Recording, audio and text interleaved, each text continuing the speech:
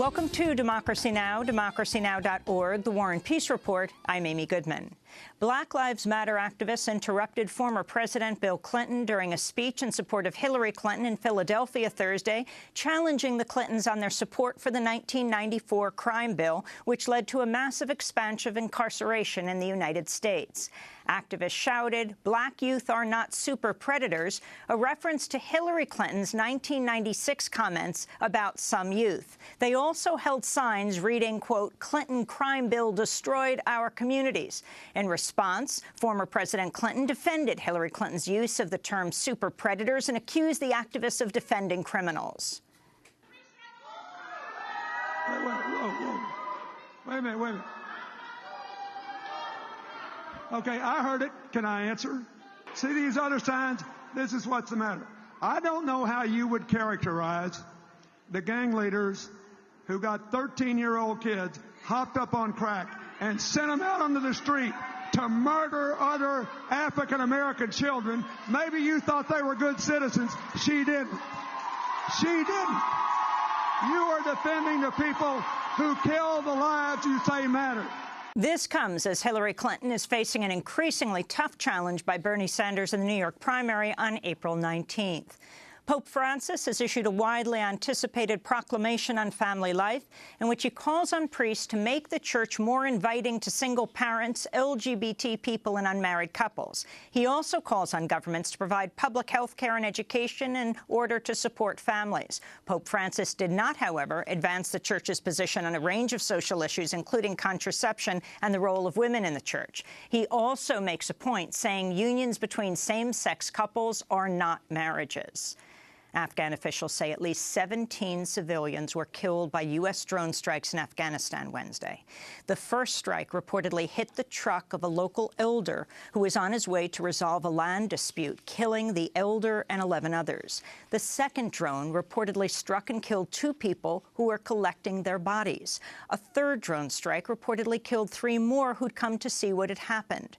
The Pentagon's confirmed 2 of the 3 drone strikes, but says there were no civilian casualties. Meanwhile, a U.S. Oversight Office has issued a damning report indicating the $113 billion effort to reconstruct Afghanistan has largely been a failure. The report details shoddily built structures, dangerous roads, hundreds of empty schools. The U.S. Special Inspector General for Afghanistan Reconstruction, John Sopko, who was responsible for the report, said, quote, 15 years into an unfinished work of funding and fighting, we must indeed ask what went wrong. Since 2002, the U.S. has spent more than $113 billion on reconstruction efforts, more than the total spending on the Marshall Plan to rebuild Europe after World War II. In a surprise visit, Secretary of State John Kerry flew into Baghdad today amidst increasing protests over the Iraqi government's corruption. Iraqi Prime Minister Haider al-Abadi has vowed to replace most of his cabinet following weeks of demonstrations. This comes amidst an ongoing U.S. airstrike campaign backing the Iraqi military's attempts to retake control of Mosul from ISIL militants.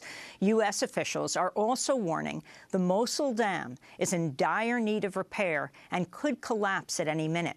If the dam collapses, hundreds of thousands of people would be at risk of drowning and more than 1 million people would be displaced.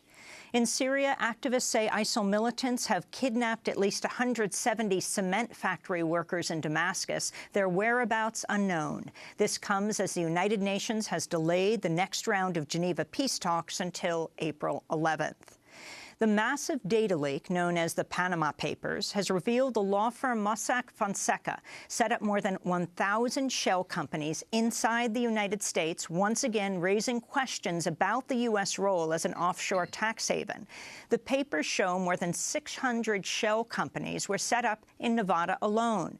Matthew Gardner of the Institute on Taxation and Economic Policy said, quote, "We should be thinking about this as a very American problem and a problem that arguably is worse here in the States than it is in Panama," he said. This comes as an Argentine prosecutor is calling for an investigation into Argentine President Mauricio Macri's finances following Panama paper revelations that Macri's family is connected to 2 offshore shell companies. Federal prosecutor Norman Dario Martinez spoke Thursday. We understand that not only does he have to give an explanation for the Panama Papers case for the two companies to which he is tied, one in the Bahamas and the other in Panama, but he should also hold an open news conference with questions from all the journalists, and he should explain this to the Argentine people, given the gravity of this topic. Regarding the court, whatever he has to show, he should have to explain it there. President Macri is claiming the companies belong to his father and says he's not received income from them. Meanwhile, British Prime Minister David Cameron finally admitted Thursday he's profited from an offshore trust set up by his father through the Panama-based law firm Mossack Fonseca. Cameron answered questions from reporters Thursday. But therefore, actually, you can't be certain that some of that 300,000 didn't come from offshore sources, presumably. Well, he had investments in Blairmore Investment Trust. And money in Jersey. That was because of another unit trust, again, established to industry standard and all the rest of it. Many people have those investments. But in all of this, I've never hidden the fact that I'm a very lucky person. I had wealthy parents who gave me a great upbringing, who paid for me to go to an amazing school. I've never tried to pretend to be anything I'm not. Labour Party Parliament member John Mann has called for Prime Minister Cameron's resignation. In Virginia, the Council of American Islamic Relations, known as CAIR, has filed a class action lawsuit on behalf of 18 people who've been placed on the U.S. government's sweeping terrorism watch list. The plaintiffs include a 4-year-old child named Baby Doe, who's been on the watch list since he was 7 months old. The suit accuses the government of, quote, ensnaring individuals into an invisible web of consequences that are imposed indefinitely and without recourse as a result of the shockingly large federal watch lists. A new investigation by BuzzFeed has revealed the FBI and the Department of Homeland Security are flying dozens of federal aircrafts over major U.S. citizens every day. The agencies say they're not using the flights to conduct mass surveillance, but the BuzzFeed investigation shows the planes fly in slow circles and are outfitted with high-resolution video cameras. Some planes are also equipped with cell phone tracking devices. In Wyoming, scientists say chemical contamination from fracking has poisoned the water supply of the small town of Pavilion. The scientists recorded benzene levels 50 times above permitted limit. This comes 3 years after the Environmental Protection Agency decided to halt its investigation about water contamination in Pavilion. In New Orleans, former BP rig supervisor Donald Vidrine has been sentenced to probation but no jail time for crimes associated with the 2010 Deepwater Horizon rig explosion in the Gulf of Mexico, which killed 11 workers and caused the worst offshore oil spill in U.S. history. Vidrine was the last of 4 former BP employees to be prosecuted for crimes associated with the explosion. None are serving time in prison. This comes as the CEO of BP, Bob Dudley, is facing growing revolt from the company's own shareholders over his record-setting $19.6 million paycheck for 2015. Some shareholders are expected to attempt to block the Dudley pay raise during a vote at the annual shareholder meeting next week. Meanwhile, the Justice Department has filed an antitrust lawsuit to block a merger between energy giants Halliburton and Baker Hughes. They're the second and third largest oil field service companies in the world. Environmental groups heralded the lawsuit. Food and Water Watch head Winona Howder said, quote, it's time for the DOJ to bust the energy trusts and for the U.S. government to halt the industry's damage to people and the environment. In Texas, the San Antonio School District has launched an investigation after a video surfaced of a school police officer body slamming a 12-year-old girl to the ground.